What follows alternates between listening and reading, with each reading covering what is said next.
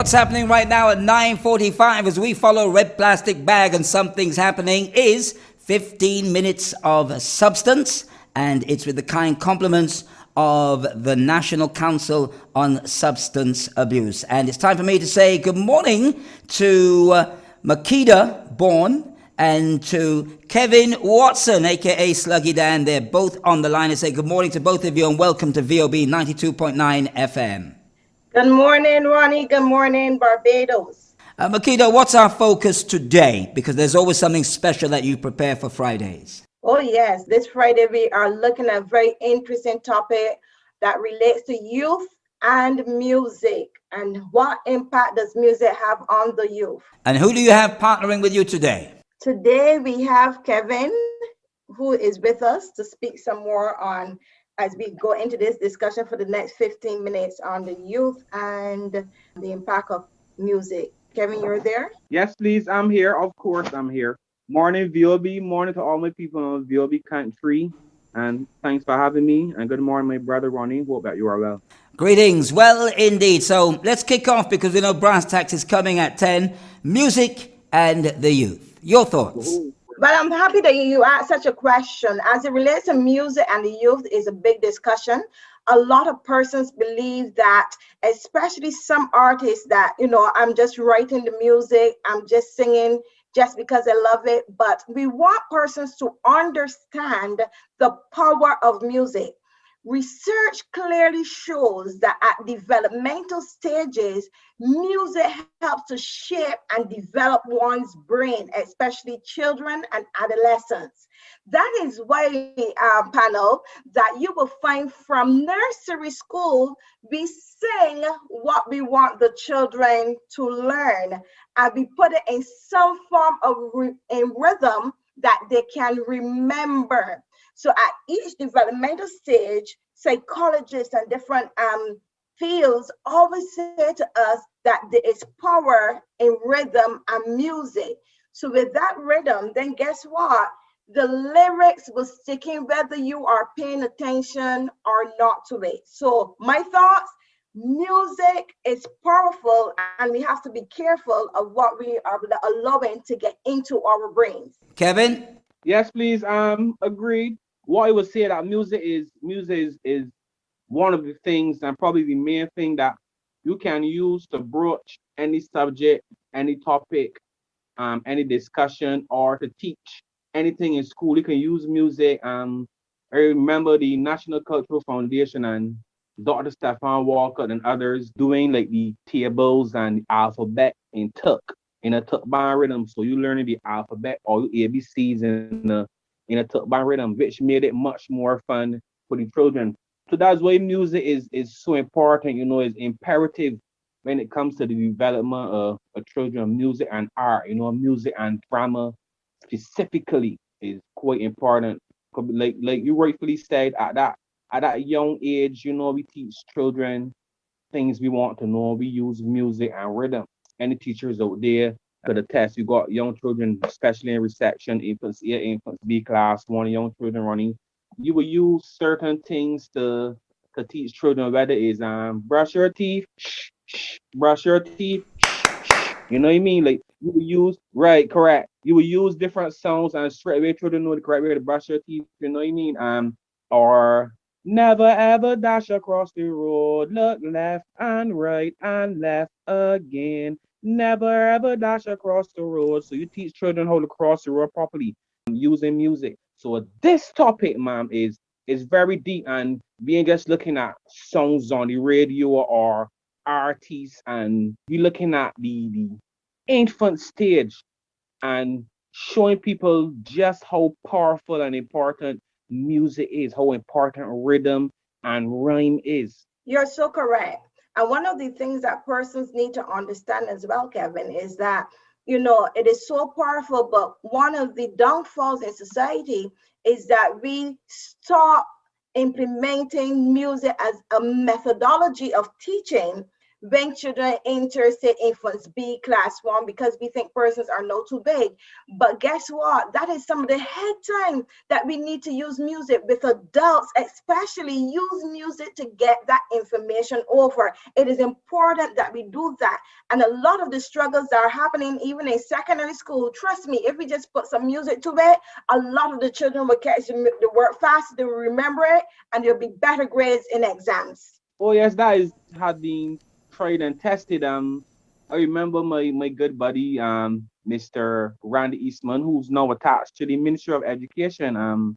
Randy write up lots of report and papers for his personal use also on how important music is, especially in teaching certain things. Because as you will know, man, maybe the small lot of things we learn, whether good or bad, was through songs. You know, song teaches a lot of things. Whether we had that aha moment, aha, or oh, that's what that is. Music did that for a lot of us. Many songs Ronnie teach about. Ronnie remember the first time Ronnie heard about so many different Bajans and the things they do was through Kid Say and dub songs. Kid Say had a dub song that was very popular on a lot of things about Bajan history. And then he had a song about Arrow. And I learned a lot of things about Arrow Barrow through this song too.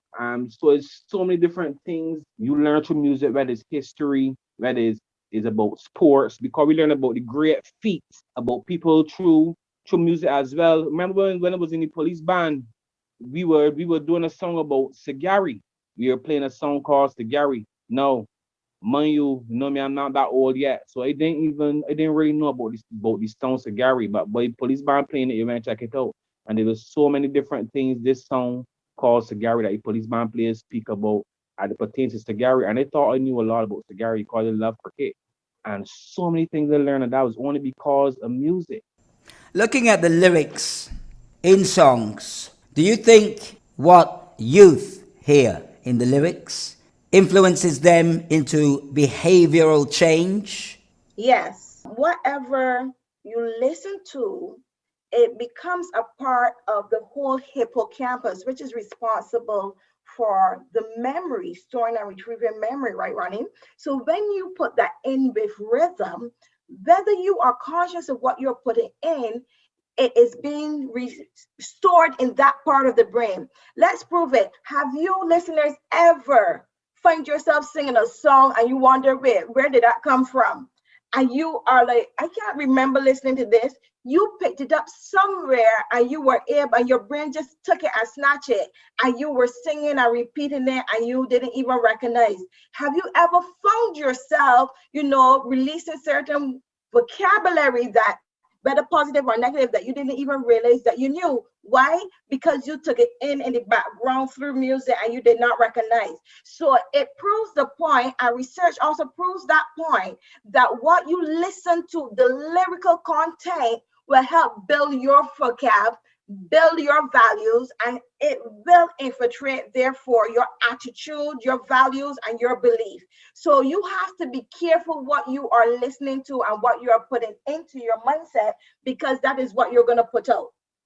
So in other Oh words, yes, we can't put in lemonade in a glass and pour out coffee, Ronnie.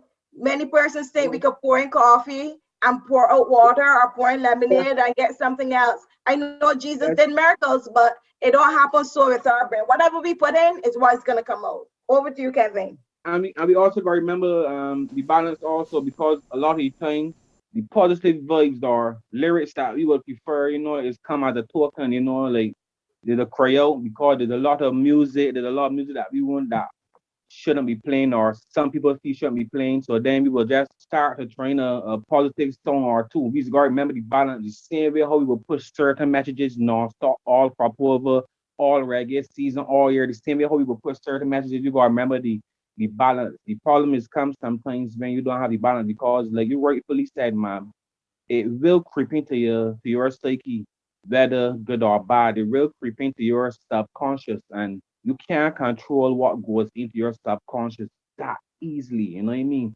So we have to remember the balance, the positive message. We have to keep pushing it till they get sick of it, because it will stick in their brain. So it's just a matter of creating the balance as well. What do you think is missing from young people in terms of the choices many make? The first problem that we have, which I anticipate will be corrected very soon, is for us to see the importance of music. Because as we speak right now, today, this date, exact this time here on VOB, there's still not music in every primary school. And like my sister said, music is an important part of a child's development, especially when learning and using rhythm and rhyme, like she rightfully said. So if we acknowledge how important that is, we will also acknowledge that it'll be it's a travesty that every primary school still don't have music. So we have to start with making sure music, first and foremost, is in every primary school. Then when we do that, I'm sure the children will see the importance of lyrics and proper lyrics, because they can't sing certain songs in schools for sure. So a lot of these songs are going to be about Barbados and love and so on. You understand? So when we're doing those things from primary school, they have no choice but to stay. We need to come together and help the young people. We don't have the time to go into detail, but what we can do is share the information, contact information, so we can go further. Contact information for both of you. Sure. Listeners, anytime you want more information, feel free to contact the National Council on Substance Abuse at 535-6272, 535-6272, or you can visit our website at www.ncsa.gov.bb, and you can get more information, ask the questions, and we will certainly get back to you. Kevin? Yes, please. And for me, you're going to see me working with the National Council on Substance Abuse sure a lot, because like you said, Ronnie, we have to come together and work. And also the Division of Youth, I'll be working with them a lot also. And of course, you all know, you always hear me on Starcom every opportunity. So 236-3534, 236-3534 to support any of the programs. And thank you very much for having me, ma'am. Thank You're you, very welcome. Thank you, Thank you. Makeda. And thank you, Kevin Sluggy Dan Watson. 15 minutes of substance with the compliments of the National Council on Substance Abuse.